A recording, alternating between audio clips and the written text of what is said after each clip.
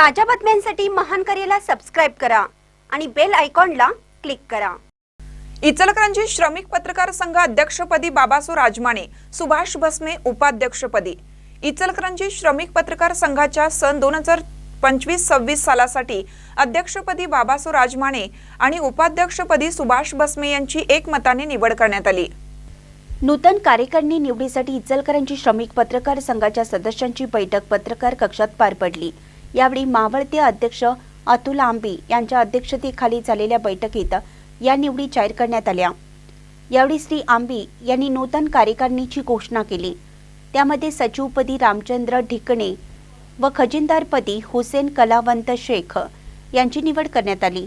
यावेळी बैठकीस अनिल दंडके, पंडित कोंडेकर, अतुल आंबी, शीतल पाटील, बसवराज कोटकी, डॉक्टर पांडुरंग पिळणकर, महेश आंबेकर, इराणनाथ सिंहासने, शिवानंद रावळ, विजय चव्हाण, भाऊसाहेब फास्के, छोटू सिंग राजपूत, संभाजी कुरव, महावीर चिंचणे उपस्थित होते।